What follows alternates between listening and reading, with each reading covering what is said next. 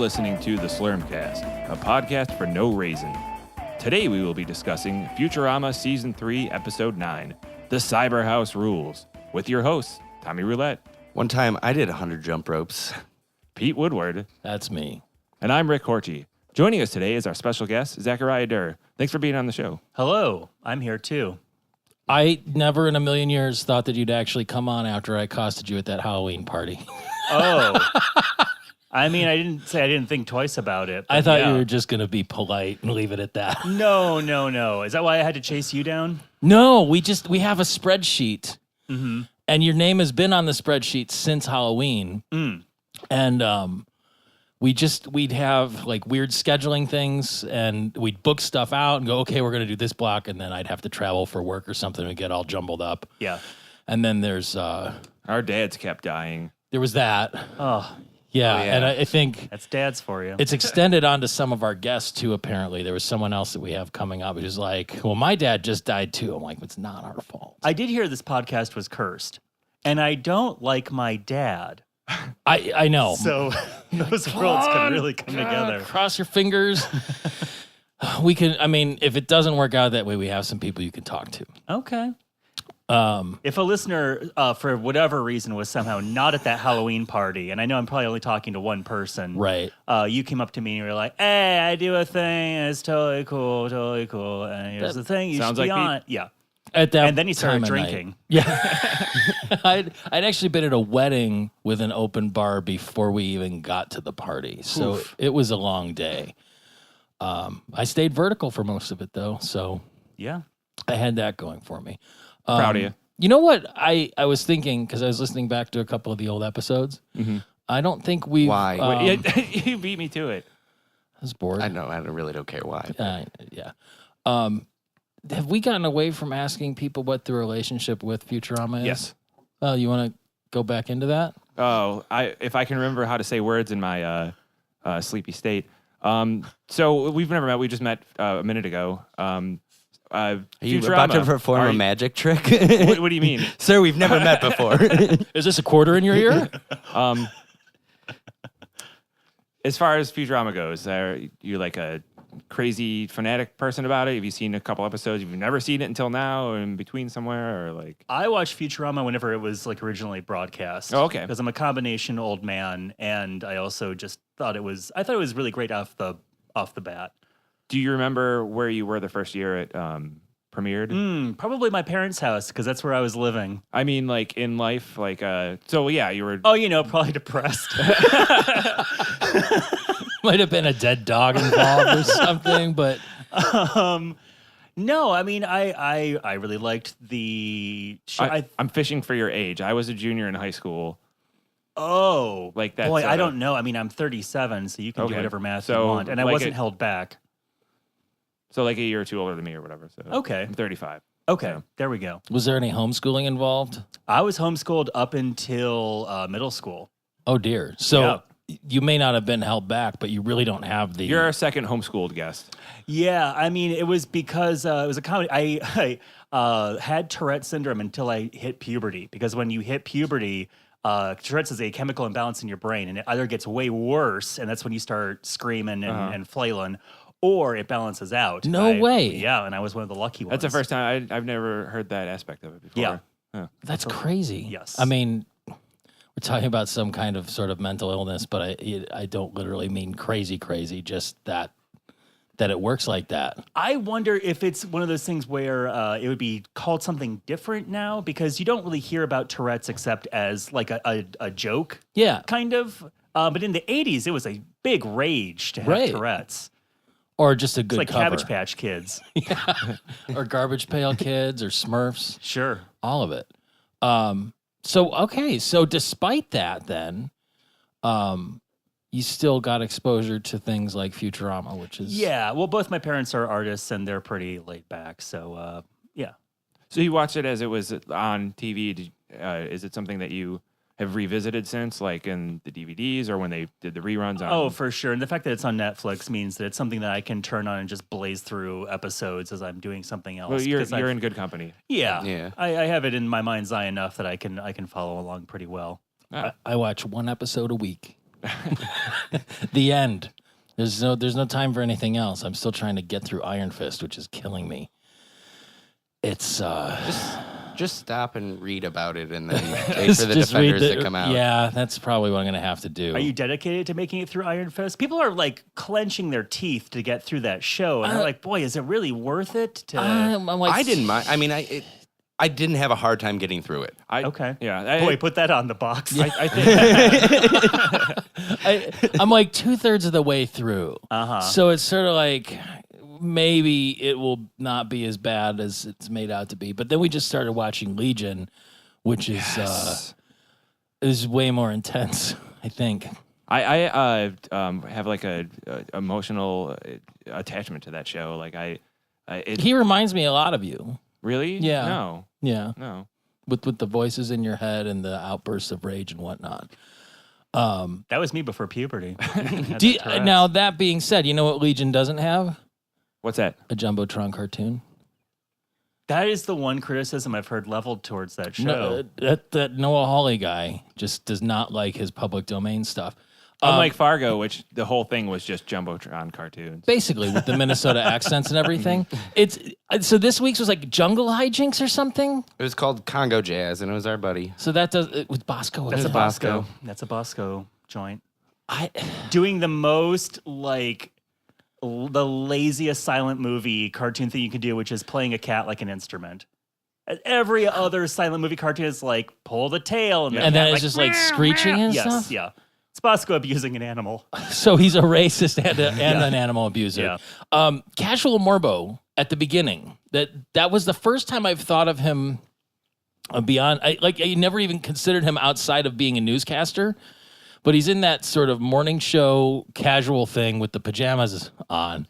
And Good Morning Earth. Was that what it was? Mm-hmm. So is his angry human destroying persona just an act? Oh, like Alex Jones? Yeah. Like, is that, like, I never even considered that before. It was just, and then we took the kids to da-da-da-da-da, and then he, Maybe he has Tourette's. No, because it's always very focused, kill all stupid humans, blah, blah, blah. And in this, it was just like, oh, wait, now the camera's on. That wasn't a clip. Pete did that impersonation flawlessly. It's just the tacos I had for dinner coming back. No, there's been other times where he's been, like, just cordial. Is that later on? Because I don't think I've seen him yet. I don't know. I can't think. He's pretty dismissive of humans in general. Do you know? What? Is Morbo... Have we seen when Morbo's just, like, normal or, like, not? You can't remember? Because, no. I was, usually you defer to you for that kind of stuff. I feel like, don't we... He's just always on TV, right? He was still on TV. Is he ever... Are there any moments where he's, like, he in was a crowd? He was at the Oscars. Okay, all right. When was he presenting? No, he was just in the audience. Okay. With I can't think of a time where Morbo's ever been like outside of that, and just been like somewhere like having a conversation with one of the other characters or part No, of he really exists like in the joke that he goes from quadrant 1 to 4. He goes from straight talking to screaming. It's kind of his one dimension. Yeah. We never get like a real backstory to him or anything else. Throughout the course of the series, he's just that. He's pretty constant. Finding out that his children are belligerent and numerous is like the closest you get to right any kind of backstory. That sounds exhausting. Belligerent and numerous children. Just numerous children sounds exhausting. I don't think I could deal with that. If I did have to deal with another child, I would hope it's a doorbell baby, though. Have you ever come across one of those in real life? Any of us? No. Yeah. You're supposed to drop them off at fire stations. I know. I should have asked our firefighter friends and family if they've ever had or a doorbell baby. Do those even exist anymore? Yeah, a cloister? Sure. There's a couple in Clay. There's one in Gordon Square. Is there? There's a nunnery. Yep. Are they haunted or something? Yeah, they're all haunted. They're ghosts. No. But there's there's one on Rocky River Drive. St. Joe's. Yeah, across from St. Joe's. Well, there's the nun house there, and then they got the Ladies of Port Clare or whatever it's called. I think the trend now is just leave it in a gas station bathroom, right? Yeah. Or prom. Only if it's prom. And then otherwise it's the firehouse, but then you have to worry about the Dalmatians eating it. But if you're going to leave it at the firehouse, maybe that's not really a concern, right? Why the firehouse? What are the firemen supposed to do with it? I think. Oh, they love kids. Well, I think they have ready access to emergency health equipment and ambulances. Let me back up again. Where did firehouse come from? I've seen nunnery. I've seen like you leave it at the steps of the church, or you throw your infant in the reeds and you send it to Pharaoh's daughter. Yeah. I've never seen what movie or show has somebody dropping off a kid at a firehouse. It's real. Yeah, Correct. I think that's what you're supposed to it's do. real. But I Yes. saw it on Rescue Me Why once. would you not do it at a hospital? It's like a newer thing. Like, What? Oh yeah, Because at the tweens are into hospital, it? they want your insurance information before they Yeah, even it's like talk no to you. no questions asked type thing. You can. Oh, you're physically giving it to a person. You're No, not you hiding can just basket on you the door. sneak into the truck and pull the horn, which wakes the baby up, and the baby starts crying, and then everybody comes and you make You know, it and get You can do away. that at a hospital. To be honest, I've never dropped a baby off at a firehouse, so I don't know how it goes.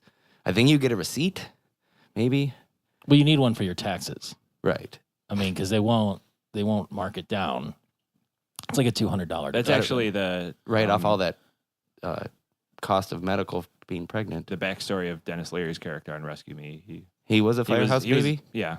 No, I think they. No, I I think there actually Oh. was a firehouse doorbell baby on that show at one point. There was, I mean, basically everything that happened on that show after the first season and a half was preposterous to begin with. So it Yeah, could they be ran out anything. of real ideas fast. Okay. From what I hear. I've never seen that show. I like the theme song a lot. Is he a mad character on that? Or is he a really even keel guy? Dennis Leary.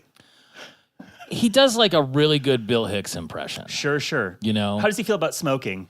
he he do it a lot? tries to quit eventually Oh, as it sure. goes on. He's trying to set a good example for his kids. Hey, where has he been? Producing shows like Marin on Okay. IFC, Fair enough. a number of other ones. He got into that that producer racket like Yeah, Fonzie yeah. and Bill Cosby did. That's where the real money is. And he does voiceover, which I can't imagine how easy that Ice Age money Oh yeah. is. Yeah. Really?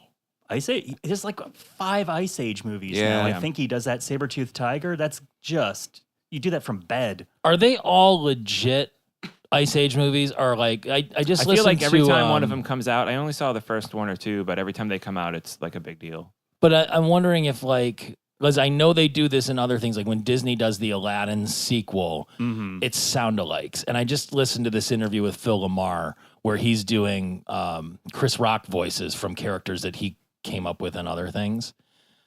So I just don't know where the line gets drawn between like these are the official Ice Age canon, and then here's sort of the straight to cable. I feel like the trifecta of Leguizamo, Leary, and Romano are pretty easy gets still. I don't think they're like running around filming movies. No, I think they're just lazy and rich. So unless they're going to pay them a lot, I mean, like I'd love to have whatever lifestyle those guys are living. Dennis Leary did that show. It was about an aging rock star or something last year too. It only lasted a season. Yeah. I don't know. I'm not familiar with it. Yeah, nobody was, which is why it's not on anymore. Some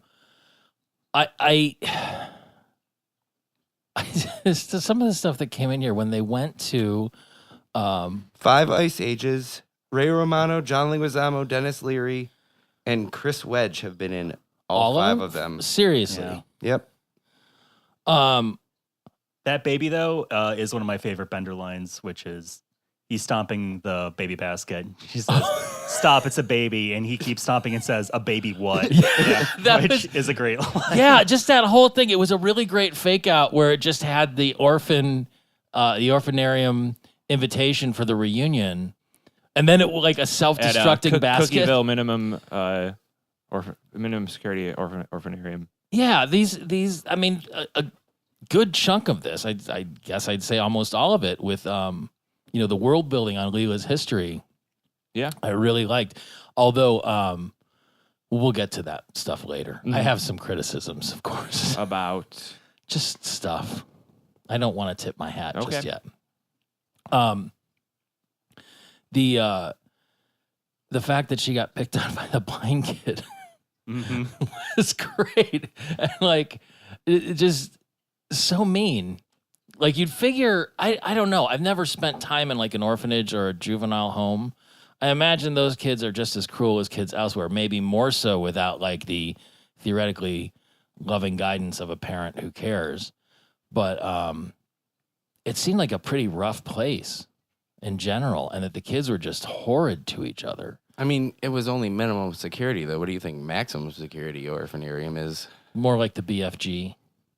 Big Friendly Giant? Yeah, the girl in that was in a maximum security. Oh, yeah, that's orphanarium. right. He had to steal her through the window with his... Right. What was Matilda in? Just a school? That was just a school, right? I think she was just... I think she was just precocious in a school. Yeah. She's like a girl Bart Simpson. Okay. I mean, without the skateboard, but she had But she had hat, magical right? powers, right? Yeah. I mean, really, so does he. He hasn't Is that aged the one in with 30 Danny years. DeVito? Yeah, well, Okay. that's the movie, yes. Okay. I think you could say that about And so Rhea many Perlman things. is also in that. Is she? Yeah, they play Matilda's parents in it. Oh. That's her real parents or like her adoptive evil parents? The evil parents, I believe. Oh, Yeah. Well, I don't know. The evil ones that she lives with. Would you have a hard... Well, I'm asking this theoretically. I haven't seen it. But did you have a hard time believing that they were evil? Because, I mean, yes, they're kind of troll-like, but don't they're remember. also... We talking about Matilda? The DeVito-Perlman couple. Like, we talked about this once on another episode of our show where, like, when they split up for a while, it was devastating because if any Hollywood couple, like, forget Brad and Angelina, forget those English Prince people or whatever, you know, Danny DeVito and Rhea Perlman are just like the definition of true love. Like, it's just like two short, weird-looking, funny people found each other and then got married and stayed that way for like 40 years. Right. And had like, you know, cute children and everything who go to Oberlin, apparently. Like, people have caught them having dinner at, you know, West 25th and stuff over the years. But What a scoop. yeah, you know, at some point in the last 10 to 15 years with one of their adult children. So what's the question? Is it harder to watch something like that? And go, break up? they aren't mean and bad. I think it's also harder because you're talking about all those other couples, which are people who this is no slight to any of the beautiful men in this room, including myself, but all those other couples are untouchably beautiful, rich people who have this certain air about them where everything seems kind of fake and larger than life. Yeah. DeVito and Perlman are us, right? Like, they are people at our level. They're funny. They seem very relatable. So when you see them break up, it's like watching Friends break up. Oh, Like, yeah. they seem like somebody I would actually hang out with or could hang out with. Yeah. I get I have a hard time suspending disbelief with them. They're Hollywood's real power couple. But I'll leave it at that. R.I.P. To the marriage. So we were I thought they got back together. They did. And They did? yes. Oh. Yeah, they weren't even like So they're separated for fine. like a year. That was like the Cinderella story of the whole thing. Oh. Sorry I left that button off. I Yeah. thought that was just So you're not sad anymore. no. I'm not. Pete not was about on that. Pete was on a bridge when he got the text from me that they were back together. was That story has a happy ending. that and Phil Hartman, and I was despondent. Sure. I know those were like 15 years apart, but that decade and a half was pretty rough in general. Did Hartman die in the middle of Futurama's initial series? I cannot No, remember like now. right before it came out. Yeah, right? I A think year before, I think. okay. I think in 98, I think he died, maybe. 98, 99. Yeah. Really? Yeah. I don't remember that. So wait, really? Yeah, he was never on it. Yeah, he was never Zap Brannigan. He was but Zap definitely supposed Brannigan to be, was for sure. Wow. Yeah. Okay. I thought he did a guest voice at some point, but I guess not. Nope, never. Wow. That's terrible. Yeah. That's Philip J. Fry is named after Phil It Hartman. feels like a shitty, dark timeline where like we all have Where like like this. Donald Trump becomes the president. But we all have this like we're on the brink twins of in the back of nuclear our war. subconscious that's like, no, I know there's a Futurama where Phil Hartman was on it, and Right. then he went on to be a character actor in all these other awesome movies, and he did more like bad like Christmas family movies, but then he was in some like really good ones, and then It doesn't and then matter. when Anything he the was in, he golden age of elevated. television came out, and with all the bazillion awesome streaming shows, like he got the lead on something and it turned out to be like his baskets or whatever. Just fucking awesome. You know that's where he was headed. Oh my That's where he would have God. wound up. Sure. I could go on Or about selling that forever. baskets on the side of the road. Or That selling would, babies No, to that firemen. wouldn't happen. He was he Or they had don't pay that for it. Midwestern work ethic. Like he was really. Oh my God, is that the damn cat? Bosco's torturing your Oh, cat. good. They deserve it. So keep going, Bosco. Chief Wahoo has turned that cat into a drum. He's gonna wear the cat tail instead of a feather. I just there was like this really good run where they get to the reunion at the orphanarium where it's just like the stuff was coming really, really fast. There's a good joke density. I like before when they were talking about going there, and one of the best fry lines in the episode was, "Wait till they see. Wait till see. Look at that. Give me a second.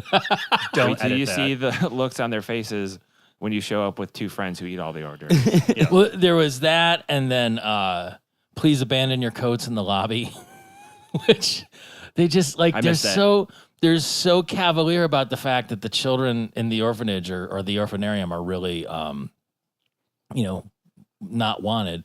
But then the hors d'oeuvres of gristle in a blanket and the popsicle sticks that have the flavors soaked into them, it was all so friggin' bleak. But like when the clearly homeless and down on their luck, returning, what is it? It's not really alumni, former inmates, whatever, are like talking about their situation. He's like, living in a box fights the shakes. Oh, I forgot to write any of those down. The other one was like selling selling whatever stuff that falls falls out of off, like kidneys and teeth. Yeah, whatever falls out of me. And then they still were shitty to Leela, who's an accomplished space captain. Has anyone in here ever had those moments where, if you're looked down on by some group, and I think that cat's in the wall. I'm gonna have to let it outside so the coyotes can get it if we don't take. They care caught of it. this. I would not be surprised. They if caught one of them. Pete walled Tom. up one of They the claimed they caught the coyote. There was 3 at least. Oh. They're pack animals. So they got the Facebook killer. Mm-hmm. They got the first coyote. Well, they didn't really get him. It's true. The coyote. The media killed him. Oh, what were you doing today, Zachariah? This will put a real timestamp on it if I get into it. We don't need to worry about that. You just look for the byline. Investigating Somewhere. President broke- Lincoln's assassination. How about that for time dating it?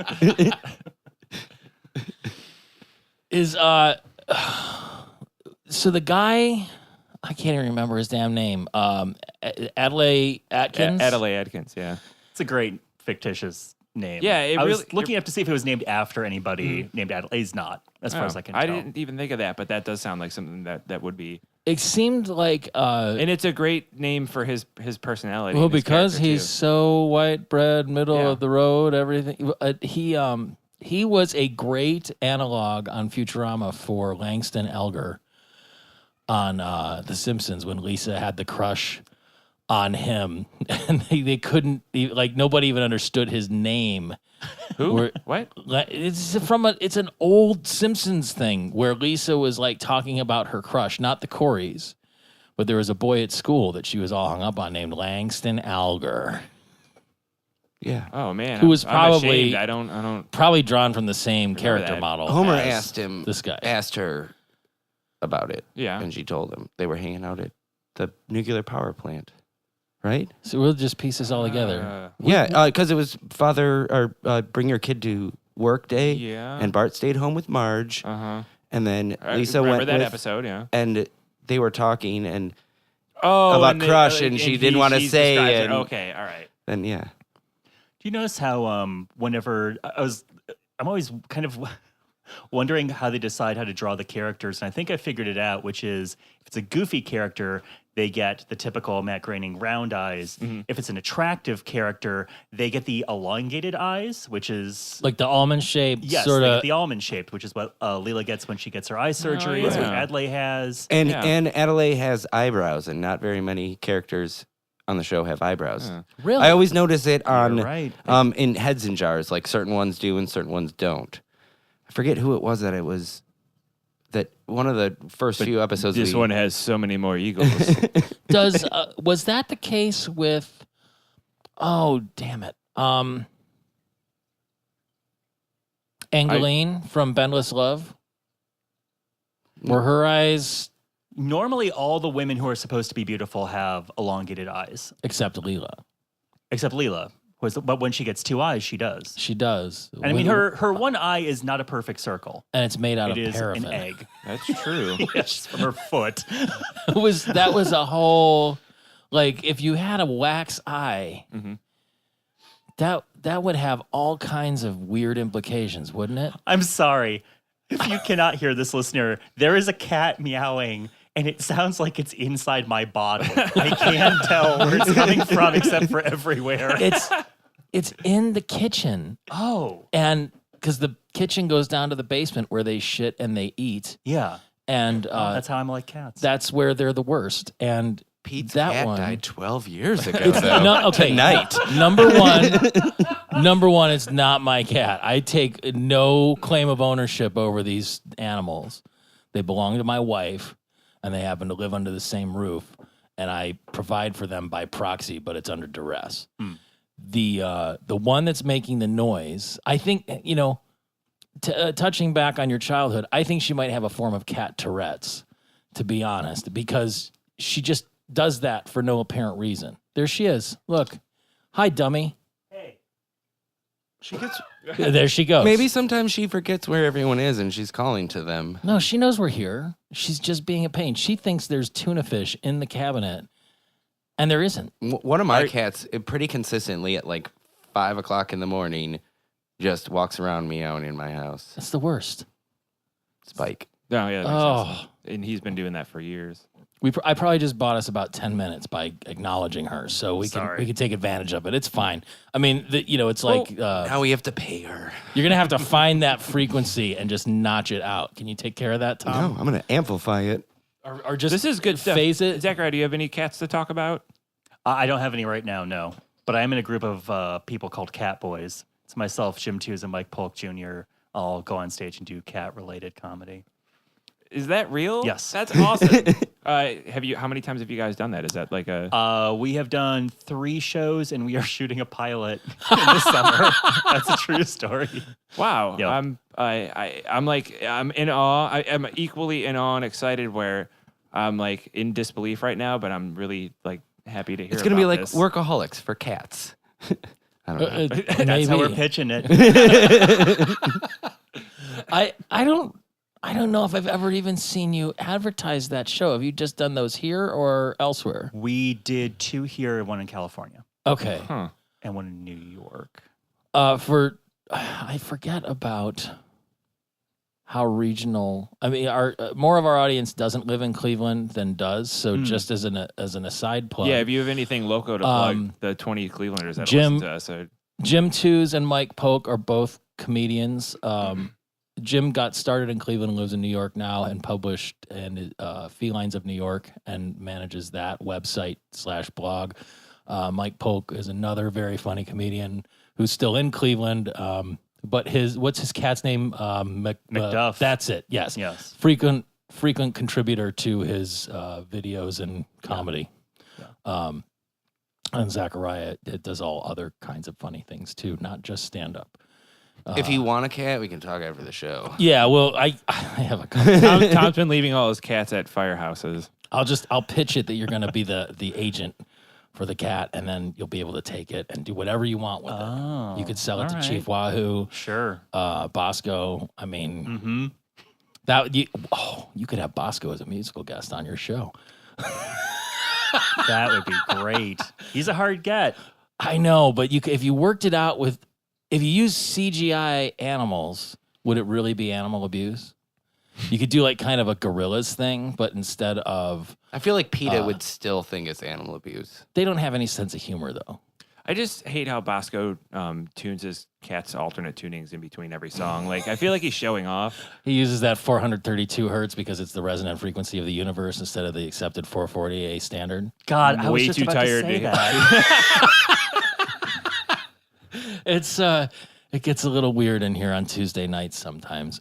This was such a throwaway thing. But Leela got 2 eyes in this episode. No, just oh my God, we're passing thing. Yeah, we're. I mean, I haven't even gotten to that part of my notes. Are we to minute 2 of the show? There was a line, and I think Adlai says it, where he goes, "A package is just a box until it's delivered."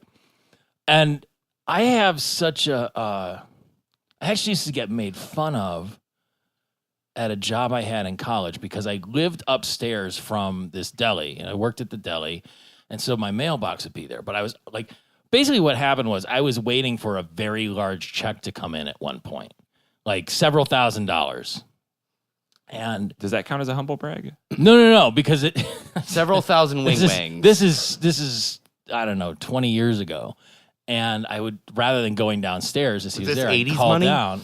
It was 90s money, which was stronger than 80s money, and didn't have as much cocaine on it, and apathetic. But I'd call out and be like, "Hey, did the mail come in?" So people thought that I was like obsessed with the mail, and I wasn't obsessed with the mail at that point. Now it's just a nice like little exclamation point on my day. So I really enjoy it when packages get delivered and whatever. And so that line really kind of struck a chord with me. But the other thing that happened at the reunion, and it's such a dumb throwaway thing, but with Bender double fisting the drinks.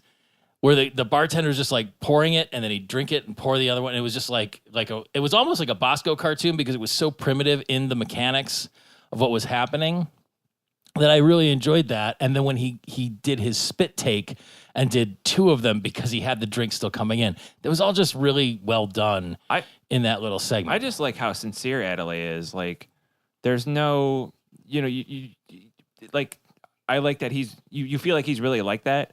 And then when you find out later that he's not the greatest guy, it's not like he's a dick. He's just, consistent. People are like that. Yeah. I mean, like, exactly. He's consistent in being like as milk toast as he can be. And so when there's things that don't fall into that, He's middle of the road. Mike Pence. He's average. He's not in every way. He's not gussied up, duded He'd be out, perfectly getting down to where it's happy. at. He'd be perfectly happy to electrocute you if he thought it would make you normal, which is effectively what he does with Leela. Yeah. It's awful. It's that just middle of the road, lack of tolerance for outliers that makes this country not great. Yeah, actually, now I feel really bad about kind of liking him. Yeah. So what does that say about me? Your opinions are bad and you should feel bad. That's what that says about you. Way ahead of you. There was one other line where the director of the orphanarium was talking. The warden, and he was trying to get it was Fry. He's like, it's a great way to have a child without having sex. The look on Fry's face, and as he takes his next bite, like that. Yeah, there's certain animation things that the Futurama and The Simpsons nail it all the time, where it just the stillness of it just being a cartoon wouldn't work in live action, and it's just perfect little moments like that. The animation really does elevate. It doesn't just happen to be animated. It everything really works together on those 2 shows. Yeah, like the animation in Futurama is really, I think, underrated. It's usually it's really well timed, but it's also really beautiful. Like the color palette on the show looks great. Yeah.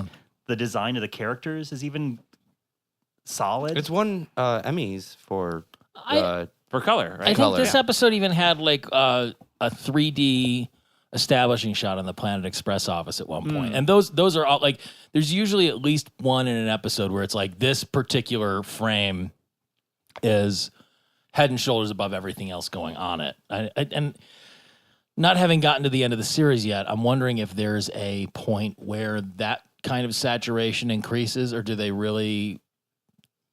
always kind of stick to that where it's like, here's all the standard stuff and then here's the high-end animation slipped in, or does the quality of a whole It eventually goes to high definition. All of it? Yeah. After it gets canceled, when the movies come out, it's high definition, and then from then out, it's all high definition. It looks different than what it does. Interesting. Currently, still cool.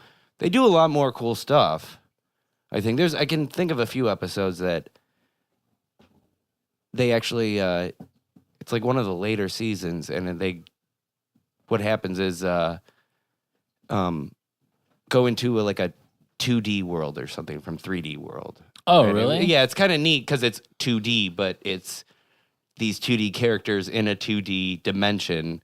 Which is almost like where they reverse. can't pass each other because it's just 2-dimension. Everything's And 2D. Oh yeah, I remember that. Yeah, it's called 2D Blacktop. It's I think maybe the last or second to last season. So like when The Simpsons did a Treehouse of Horror that wound up going 3D, Right. that kind of thing.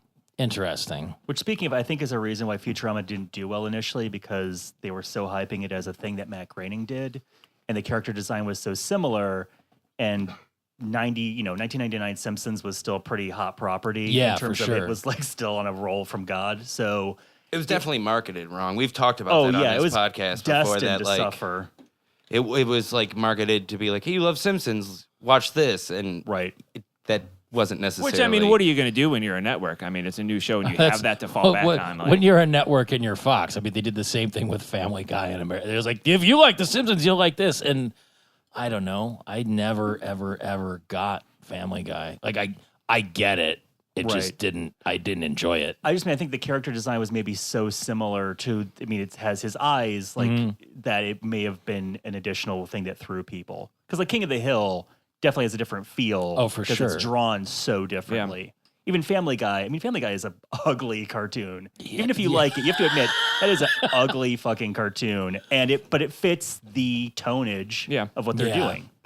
Yeah, that makes sense. I never thought about sticking candy to my ass as an effective way to corral children, but after seeing that and having Fry Ass Bender, if that's what his situation was, it actually seems really effective. Like at birthday parties and things, because my daughter's still Ariel young Castro. enough. Well, no, I just mean more like trying to like if you have a birthday party for say kids under 10, it's a nightmare. I mean, it's just like, and then you start pumping sugar into it, it just gets crazy. So like if you had like a basket of candy or something attached to your ass, maybe by your belt or something, like if you taped a Easter basket to your back and attach it to your belt, it would be a good way to kind of get everybody just like, okay, now we're all going to go over here. But as it turns out, Bender didn't have candy stuck to his ass. He just adopted a bunch of kids in a money-making scheme, which was a terrible idea. So was that lead way into that whole thing? Yeah. I don't know if you guys know this. I mean, they kind of hint at it. Kids are fucking expensive. Just the money you will spend on a child, just providing the bare minimum, required by law. It's enough to break most people. Nope. So I have 3 cats and a dog. That's, yep. Well, it's because you don't get in trouble if you don't take them to the doctor. I mean, it's still irresponsible and shitty, but nobody's going to really knock down your door unless they're horribly malnourished or something. I taught each one of them to take care of each other. Is it too late to take BB to a firehouse? Yeah, because she'd follow me home. And and to be fair, I only want to do that 10 to 15% of the time. The rest of it, she's pretty great, but that other 10 to 15% it's fucking brutal, man. Kids can be exhausting. Nope. As well as expensive. Just so you know. What I mean by nope is no thanks. The noise that the professor made when he was talking about morons gaping at Leah. Yeah. It was so good. He's as troubling as he can be. I really like how he punctuates things. Between him and Zoidberg, it gets very good. That's the thing about having an ensemble cast like this, where you can have the focus on 1, 2, or 3 characters, and there's so many episodes that are the 3 main characters, and then you get there's episodes where you don't see the secondary characters at all, but especially early on. But now I think they figured out like, oh, if we're gonna have a story that isn't a big ensemble one, like say the one where they go into Fry's body, Parasites Lost. I think they figured out it helps to have little moments here and there like this, where in the middle of it, kind of like into like a segue to like the rest of the story to to like, oh, here's Amy, she's gonna fall, and here's she's gonna have Zoidberg, cuteness he's gonna go, reduction I'm a surgery. poor doctor, or whatever, and They like, literally point that all out in this episode of each character. what do you mean? When Fry's they're at dinner and he's saying about being normal. Yeah, dude. And he basically just says, points yeah. out all of what you just said. Do your catchphrase. Valid. Given the opportunity, would you have an ink sac installed in your body? Sure. Hey, is it free? Yeah. After health insurance, Insurance covers it. 80% as Yeah. long as you've met your deductible. Yeah. So let's say Here's the thing: you get to do it once. well, not necessarily. Then you I have to mean, go back what- for injections. Oh. Your No, body I- doesn't produce ink. Maybe they part of that pouch they also put like a in some kind of gland or gland. Yeah, something. yeah, yeah. Oh, So that's the scenario we're throwing out. Is that like it converts bile to ink. Yeah, yeah. Yeah. Sure. I don't know. I'd go through too many clothes. So it's and right I on don't- your I can't butt. afford to. You think on your butt? I don't know. Zoidberg's it was Like under kind of his his armpit. Wait. We just saw that in an episode a couple weeks Yeah, ago. doesn't he dip a pen? Oh, yeah, His that's he, right. he fills it up, and then his uncle does the same thing. Right. And then he has enough ink in there to just spray the shit out of the professor, too. It's an interesting defense mechanism. It really, you only see it for the most part in undersea animals. I don't know. I think I'd opt in for the ink sac, but I'd want to make sure I had some good uses for it. Because I mean, oh shit. What if you had an ink sac installed or grafted onto you and then used it to generate ink that you sold at handmade markets and whatnot as artisanal?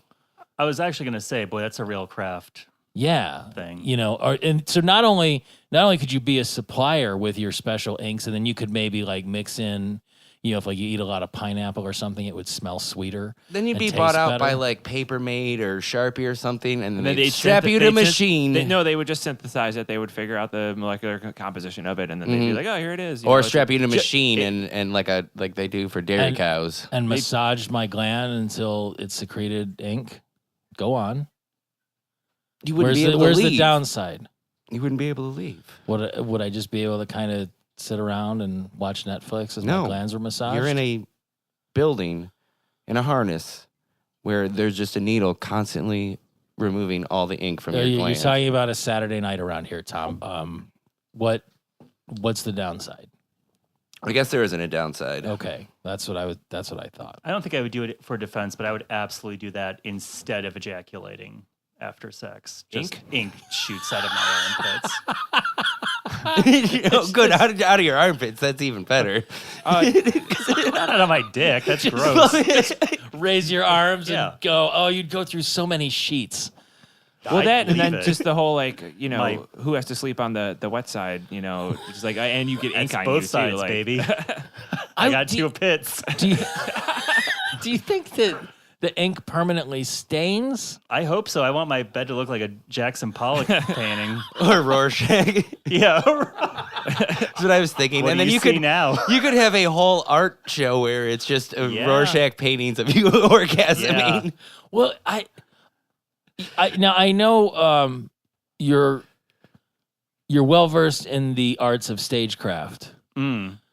Could you rig up some sort of contraption that simulated having ink ejaculations come from your armpits? That would simulate then- the ejaculation? Well, rig up a rig to spray ink out of your armpits, and then do that to a bunch of canvases and do an art show. Like, could I create a rig to do that, like a Spider-Man Turn Off sure. the Dark type Yeah. of thing? Yeah, I think that production's probably going under. I could just buy their harness for Spider-Man. See, there's a lot of ideas here. You need to. You edit could do this the out. David Letterman jump on the wall and stick to it, and then just shoot Oh, that get out. the Velcro suit? Yeah. Sure. What- and then what- and then peel off of it, and then there'd be like your silhouette, and then just ink everywhere. Yeah. It's almost like a Keith Haring thing. Is what I think that would end up looking like. Who? Oh, The little dancing guys. yeah. You know how I like to remark about how Fry is so dumb? I do that frequently on here. I just call attention to it. It's really obvious and kind of I belabor the point. The to show a does fault. it too. Yeah, but I just say it almost in every episode. There's been a string where there hasn't been any, but I didn't say that in this one. I did say Adlai Adkins is so boring. Like He has a gray Hawaiian shirt. which he had toned down by his tailor. Mm-hmm. I don't know if It's a good tailor. do you think that's what Leela craves? Is it just that he was interested in her enough, or is it just that she had the crush on him as a child? Or what? Because she lives a pretty exciting life. And I don't know.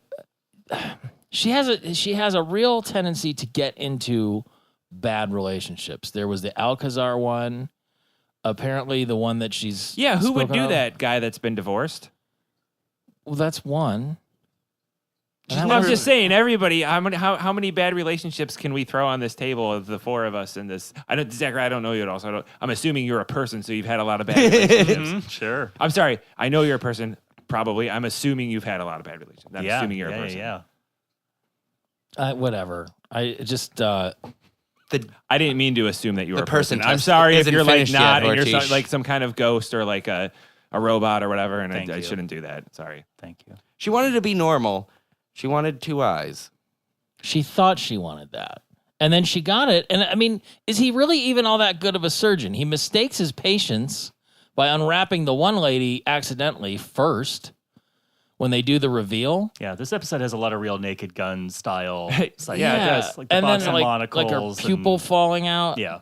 Where he's like, oh, we'll just Sharpie that back on. That's It's one like, of my favorite parts of the episode. He just draws on. it's so gross. Because then it's that animation thing too, where there's that in the editing on any good animation comedy, and Futurama has it in spades.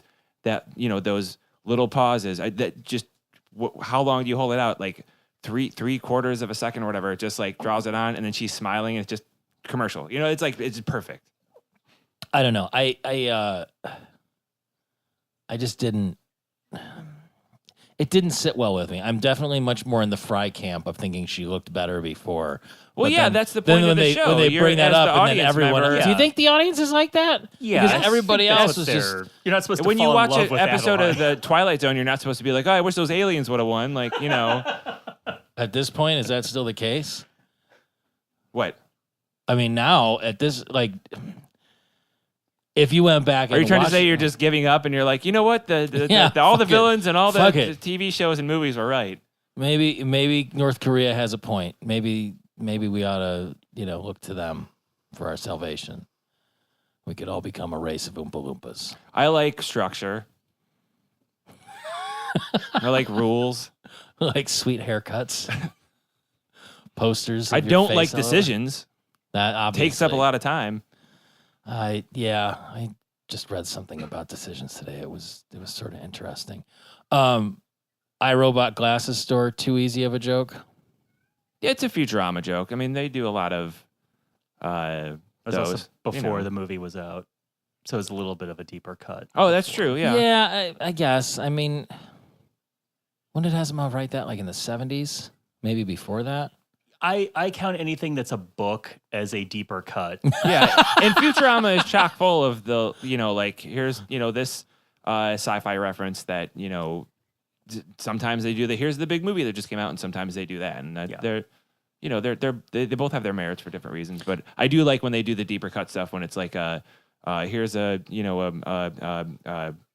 Can you imagine how insufferable the message boards on the IRC channels were with Futurama, like before Wikipedia and the rest of the internet was around, like when you were catching references, like the person who understood the Chopek 9 reference. yeah, John And Kalman. Right, but he had Wikipedia to look it up. Like the guy in 1999 who was like, well, actually, like those guys, well, they're probably all dead now, but just Wait, what time period are we talking about? like in 1999. They're dead? I was in 1999. The ones that were claiming message board supremacy in 1999 for catching references that go that far back. That's what I'm getting at. Does that make sense? That they're dead, or you're just talking about how insufferable those? Both. I don't know. You know what? I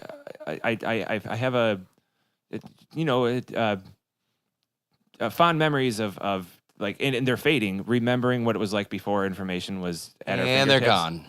Who? The The memories. memories.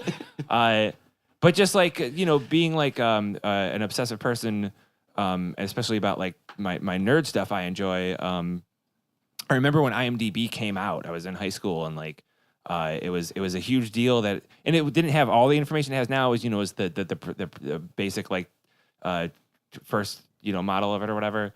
But before that, like I was my IMDb, like just collecting, like every time I read everything from the shitty Plain Dealer Friday magazine to like all your Entertainment Weeklies or whatever, and like wait, you're saying that in the 90s the Plain Dealer Friday magazine was shitty? Yeah. They had that column by Michael Heaton at the beginning of it. He was the week. only thing I enjoyed reading and to be as honest, a teenager. Back then, that was still a viable source of information about what was actually happening. I can't remember her name. There was the woman who did all the film reviews. Dear Abby. And she was just the worst. I wish I could remember her name. Not that she would ever hear this, but I would like to express. I bet we could find it out. And if any of our listeners are aware of who Porchy's talking about, feel free to chime in and let us know. That's a long way to go when I have a phone here and you've got that thing. And yeah, but this is pre-internet. Tom's got dealer. his implant. You're going to get like as far as Connie Schultz, and then that shit's just going to break down. No, I think it would be pretty easy to find. Like, yeah, she did it for like most of my life. Was it Jane Scott? No, Jesus. So this is the first time that I did not take notes because I just didn't have time. I just watched the episode. Yeah. I really wish I did because I tried to segue this back into this episode. We are going way too far off topic. Honestly, we're at the point, this is relaxed enough. You could go, would you guys shut up and get back? You know what I mean? Like, Zachariah, meet the jerkbags I work with. My second favorite joke was doing this jigsaw puzzle of a pacifier factory. It really makes me think of children. Which is... I would love to see the conception of that joke because it's really abstract. I'd like to see a picture of a pacifier factory. Yeah. Like somewhere there has to be. I just picture classical music going and then just like little babies. No. The equipment's all the same. Somewhere I imagine that wherever they're making pacifiers, they're making like dildos and stuff too. It's all like extruding, biosafe plastics into form. Like let me have my fantasy of my own pacifier factory. Why don't you open your own pacifier factory? Because I don't have the startup money or that song. Because I Kickstarter. need that song in order for my factory to run. Kickstarter. Dun, dun, dun, dun, Tom wants to open a dildo-free pacifier factory. Let's make that dream happen.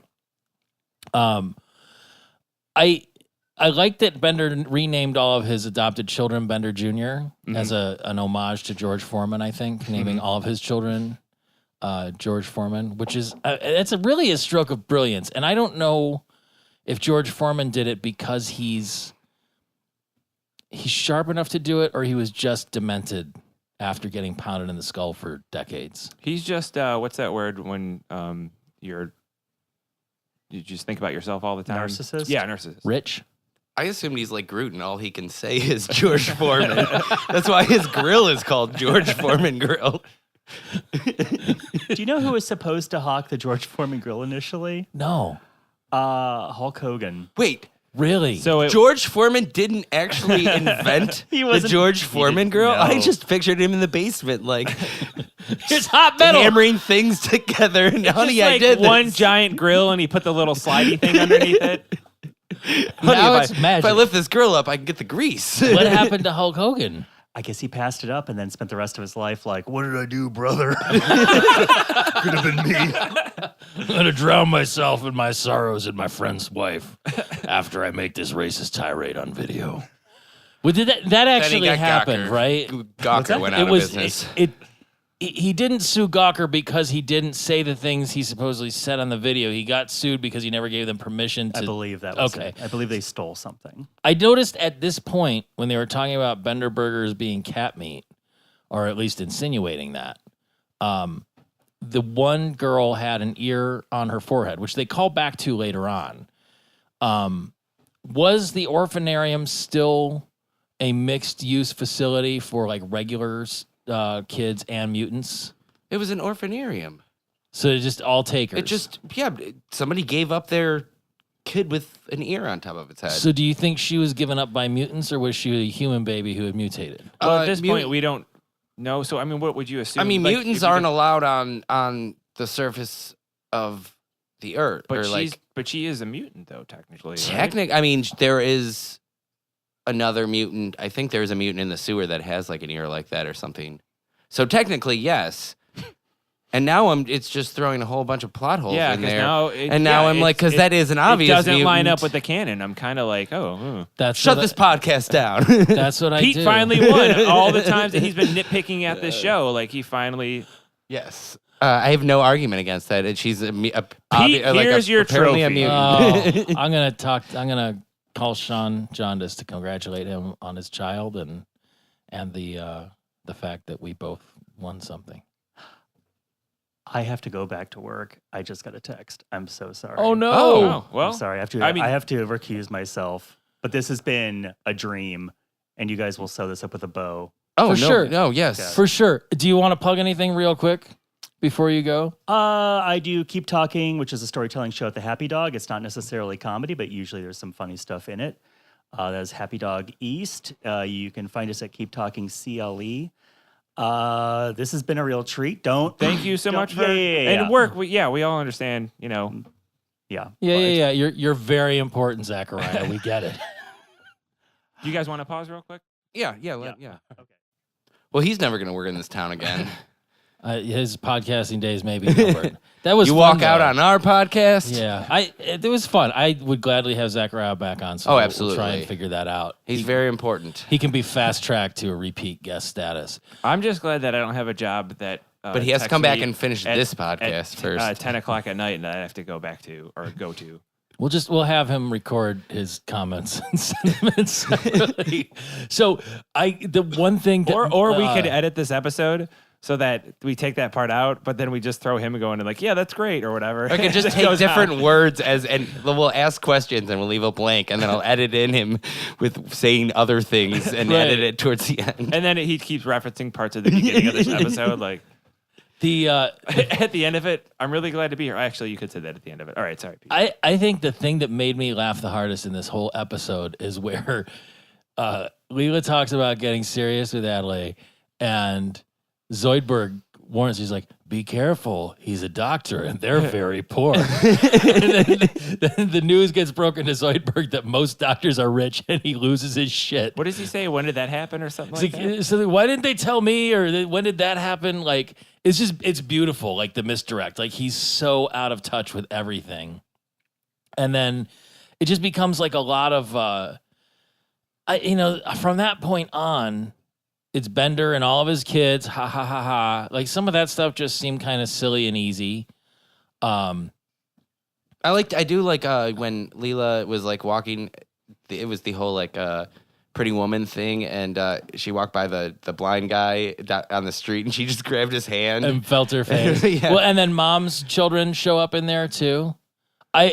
So like Bender saying, "Daddy's trying to score with a cheap floozy right now. Leave me alone." That was kind of blah. But then when they went to the Arboretum, and there's a sign that says, "Yes, we have looking at trees." I wrote that down. Yeah, that was that was beautiful. Have you ever been to an Arboretum? I've been to a botanical garden. Okay, I've been to botanical You mean tree gardens. museums? I've never been to. I've also Arboretum. been to many places in the world that have trees. Yeah. I Trees down. What happens when we say trees up? maybe we could take you to an arboretum and just walk you through it with you saying that, and then videotape it as bonus content. I feel like that's what you would do when I get fired from the podcast. Like, drive into some wooded area and then just like, okay, let's get out and stretch our legs, and then you guys drive away. I think this is what really bummed me out about the whole thing, is that I just feel like once again Leela was settling where Adelaide's like, you're 999,999 in a million. Like, where? I don't know. You know what? I'm not sure what I think about that. Zachariah, what do you think about that? Tom, edit him saying, Horchie, you're really cool. Okay. But that leads into the dinner scene at Elzar's. Now, you know what was remarkable about that? Everyone was dressed up. And I think that's the first time that they've gone there that they haven't all been in their regular outfits. No, I think. Are you sure? I mean, I might be thinking of a later episode, but I think at this point, they've been, because they've had a few like fancy dinners. Remember when It might have been Elzar's other restaurant, not necessarily no, I think it was the same one. the same one. I think it was, but remember when somebody was celebrating something, or Fry was like, yeah, and then they ended up having, when Elzar invited them, and then they had to pay for their own meal. They all dressed up. I'm pretty sure everybody had like nice. That was, you know, we haven't got to that. That's the we have did we that gotten to episode. that one? Yeah, But this is the yeah. point where with the weasel. he puts Where- the mints on the thing, and then they pull them 'Cause off. they and get- it's the check, but Fry gets does, blinded and in then that. they invite him. Yeah, Whoa, she gets two eyes in this episode. She and they has down dressed to up in the 0. one where she was blinded. Mhm. Do you? I only took down one line when Fry does his explanation of why everyone is not normal, but my favorite was that Zoidberg smells like he eats garbage, and he does. But what were the other ones? Did the you weird catch any of monster those? who smells. No, that's the only one I wrote down. It was like, so the professor was like a Amoral. amoral something, and then he's a Rastafarian bureaucrat or something, or Telling me banana. no, yeah, it was Rastafari, and then telling me about it, which was like that was good. and then Amy is a klutz from Mars. And Yeah. my favorite, and I mentioned earlier, my second favorite Fry line in this episode. My favorite was, and Fry, you've got that brain thing. I already did. Oh, see, that's gorgeous. I didn't even catch that. That was like the best. That's like my favorite line, I think, in the entire. No, my favorite one is that smells like he eats garbage, and he does. Yeah. Because it's just belaboring that point of like what a gross monster he is, and yet he's still so lovable.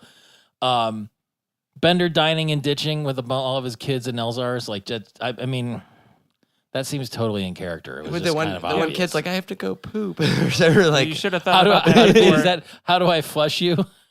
No, that was earlier when he Yeah. had the kid in there, and then the kid. Oh no, Yeah, came after out, they no, wait, eat, and it's then later. Fry flushed himself, or Bender flushed himself with his antenna, and then but that was where they were like, you should have thought up before we were going to dine and dash or whatever or skip on the check or whatever he said. Did you notice that Fry and Bender have a giant wire spool table? Is that still a thing? Huh?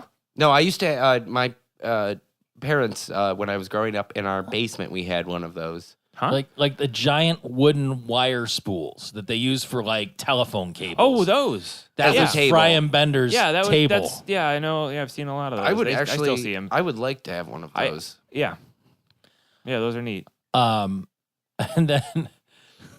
then in the This background, there were podcast just is like pro giant piles wire of- spools. I don't know. I think at the point Too that easy. They're like, it became a Jeff Foxworthy joke at some point, mhm. and I just kind of tuned it out after If your that. table is a wire spool and it's got a TV that doesn't work on top of it, I don't know. You I don't might know. be No, in you- Tom's basement when he was growing up. We Is did that have too a close TV to on top home? of a TV that didn't work. There you go. It's perfect. What if you had a TV on top of a TV that didn't work on top of a wire spool? You'd probably need a pretty high. Why would you put it up there? Why would you put the wire Because spool on top of it? then you'd have a wider view. You wouldn't get obstructed by other things in front of it. Wait, does it go TV, wire spool, TV, or No, TV, it goes TV, wire spool. spool? Broken TV, Oh, TV going okay. from bottom to top. okay. Just a thought. I'm getting ready to get new furniture, and I'm trying to think of like how I want to do that. If I should start looking. IKEA's at got a broken new TVs. line. I of would do wire that, spool tables. I would do that with the wire spool. Easily put together in 38 steps. Look, IKEA is basically one step up from a wire spool, but I would be lying if I said that isn't where we're looking at getting our new furniture from, because the aforementioned cats make it so we can't have anything nice ever. Yeah, that's what cats do. They're the worst. Yeah. Horrible. Just like kids. Do you But think 10 times 1,000? so? Bender was trying to sell the kids to a Chinese restaurant because he realizes that he's actually going in the hole rather than making money off Yeah, of the because he's endeavor. getting $100 a kid, and they're costing him 110. But this is the thing. Like, why wouldn't he take advantage of something like Sam's Club or Costco? Because really, the point is, when you have an That operation sounds like way that, too much work for for Bender to. Doesn't he like saving do money that. when you buy things in volume and take advantage of economies of scale? No, he just likes quick money. He thought it was a get quick rich scheme, and it didn't work out. Well, where did all the bunk beds come from? I'm definitely going to get rich with this scheme and quick. It's just, I don't know. At this part, it all kind of fell apart. Like, I'm glad it all got back to normal and that Leela was upset that Adelaide he would only adopt the girl with the ear on her head if she let him do surgery on her to remove it and take away what makes her special, which I think is a good lesson. I mean, going back to your original assertion that most of these episodes had lessons that hasn't been brought up in several episodes, I think this one did. Because there's so many that didn't, that I just, when I think about Futurama, I remember episodes like this or some of the, the bigger ones, and it's like, oh yeah, maybe it's 1 out of 10 that are worth mentioning. So yeah, I just kind of gave up on that. You know what I just realized is the saddest thing about this episode? What? Is like, the little girl didn't know it, but we as an audience, that little girl almost got adopted, but she didn't. Like, just who cares? Yeah, what See happened you later. to them? They just are back in the orphanarium. Yeah, all of them, and Yeah, but especially didn't her, the who was orphanarium get an upgrade because it's now the Bender B. Rodriguez Because orphanarium? he had to pay the $1,200 back from what he got. So that's $1,200 the orphanarium didn't have, because I thought the money was coming from the government. And I bet that sign to rechange the name of it cost $1,190. $99. That may be so. They I don't know. I also, I mean, it was funny and everything, but I don't know why, but there were moments when, with the Bender's mistreatment of the kids, where I was just like, oh, it's basically it's basically it's just the Bad News Bears, though. No, really. I know, and it was funny, but there was this part of me that wasn't thinking about it as this silly cartoon, and I was just like, kids need food, you have to take care of them, and then oh yeah, I know. Well, I know. I'm just saying, I was actually, I was getting too emotionally invested in their actual these fictional cartoon characters' well-being, and then oh fuck, I forgot what I was gonna say. Something about later where when the cops came and they're like, they start naming the charges when they're arresting him, and they're like, this and this, child endangerment, information giving about livestock weight or whatever. What's because he was lying about how much the kids weighed to the Chinese restaurant. Yeah. Oh. Where it went to because I had this moment where I'm like, oh, well, I guess he's getting busted for, that child endangerment, which kind of made me feel bad. And then they put that through that joke, and I was like, oh, that's right, it's a cartoon and it's hilarious. Settle down. I mean, I guess that kind of ended strong. You know what really got me worked up at the very end? Looking at my notes. Nope. When he pulled there goes my kitchen cabinets. Tom's got it. When he pulled the picture that they gave him back out and put it on he opened up his chest. No, magical chest cavity. How many hours did we spend talking about magnet near his head? What? I'm talking about just the feeling that he. No, I'm snuck it talking back about out. the magnet. Oh, I'm talking about how that's nice why it I was. thought you brought it up, because I thought you were that's why he's bringing it up. But Yeah, I'm sure. talking about because he just I was secretly. I turned into a big mush pile. Yeah. I Is was it the top of his magical chest cavity door, though? No, What's we the talked about this. proximity We of his already head? did this. I don't know. There's one where they got it wrong. Absolutely, we got there and you pointed it out. I think there's and more you were, than you one. were right so far. Inconsistent world building. It could be that the said magnet is nowhere near his inhibition unit. In Bending in the Wind, which we haven't got to yet, he is able to pick up a magnet, but it doesn't affect him till he puts it on his head. Is that the goddamn infosphere? Yes. Whatever. Also, Pete, that's one of those nerds you were talking about, that those insufferable people from that says it. This episode was nominated for an award for from the positive 90s portrayal when being of insufferable the was currency. handicap. It was Like awarded the blind guy who made fun of other people. No, that it was okay to be different. It is okay to be different. We can be found at slurmcast.com. Slurmcast. Slurmcast.com. Wait, before we jump into the plugs, the one last thing that I got out of the credits, Tom Kenny was a voice on this. He was, he's Adelaide. I think he played Adelaide, he's but Adelaide. I it's always didn't look nice that to up. see That's him awesome. show up. I like that sometimes when he shows up, he just does real small character, maybe Yeah, one for scene, sure. it's just this is a great voice, and that was cool to see him as Adelaide. That's Just good. drops in. And now that you say that, I'm like, oh, he sounds like a bunch of different Adelaide sounds like a bunch of different characters on SpongeBob that just have like regular voices. So that's pretty. And you know what? Just as an aside, I just listened to an episode of I Think You're Interesting, which is a podcast by Todd Vanderwerf, and he had Phil Lamar on it. Former guest Martin did you send Schneider. that to me? Former guest Martin Schneider recommended that to us on Twitter. It was actually a really great Okay, that's right. episode. They mostly talked about Samurai Jack, but they did get into a lot of Phil's career and also, interesting I piece. didn't know Phil Lamar did Samurai Jack. Yeah, he was also Marvin in Pulp Fiction, Where have you among been? a whole number of other things. So anyway, as I was saying, we can be found at slurmcast.com. That's true. Can be emailed at slurmcastpod@gmail.com. We're on Twitter and Instagram at slurmcastpod. We're on Facebook. You can call us at 216-438-1077. We can also receive text messages on that number. He's right. What else? Is that all of checks it? out. That all We'll tracks. be putting out information very soon about our new T-shirts Store. store. We have a T-shirt store that's going to be coming out. We'll have that information up shortly. Which also, if you're a artist T-shirt. or a designer You might be in our or store. a T-shirt, you might be able to get some designs in our store, or be a T-shirt in our store. Drop us a line. We always enjoy hearing from people. Review us in iTunes.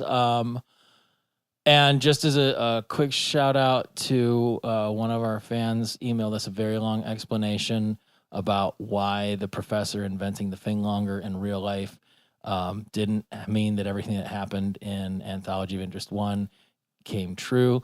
I didn't really understand it, but we appreciate you. I didn't read it. I'll read it. So I was going to ask you. Well, we'll talk about it next time because I'm going to read it and ask you about it. It'll get confusing. More so because you and I try and explain it. Also, it'll be confusing because everything I read is confusing. For sure.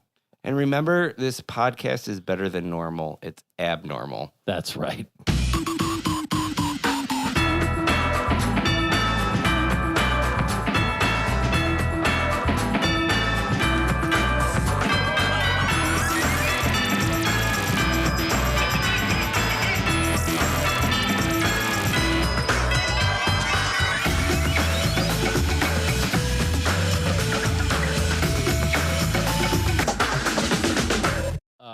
Igner and Walter and the other one whose name we can remember. Oh, fuck. Should we take a minute and talk about what happened to us when we were shamed a few days ago, Tom? What do you mean? Is this or can we just mention it real quick? Or it's fine if you don't want. I'm sorry. Interrupt like this. I think it was the podcast that I think just came out or is coming out now. We were talking about going to Futurama trivia. And let's just say you didn't come in first. Did not come in first. You didn't come in second. I wasn't there, so I take no responsibility. I just scolded them remotely. But we had previous guests. We had previous guest Sean Burns on our team, and then also at our table, previous guest Michelle. I don't think she used her last name on the show. Burlingame. No, but did she say did. her last name? Okay. And my sister and her boyfriend Trevor, who were no help. But they were on their own team. No, they were on Michelle's team. Right, but I mean, we were on it. It was you, me, and Sean Burns. Guys, did you come in third? No. We did not. Did you come in fourth? We did not. Previous guest George Dunn was on a team behind us, and his team did as well as we did. I was told they got about 4 questions wrong, and we got about 4 questions wrong. We got about 4 questions wrong. About 4 questions. About 4 questions wrong. With a margin of error. We did not represent. Roughly 4 questions wrong, and there's a margin of error of 1 question. I don't know if this will happen. There might be an episode out where we go through the questions at some point and tell you which ones we got wrong and stuff. We'll figure see. it out. Maybe it'll happen.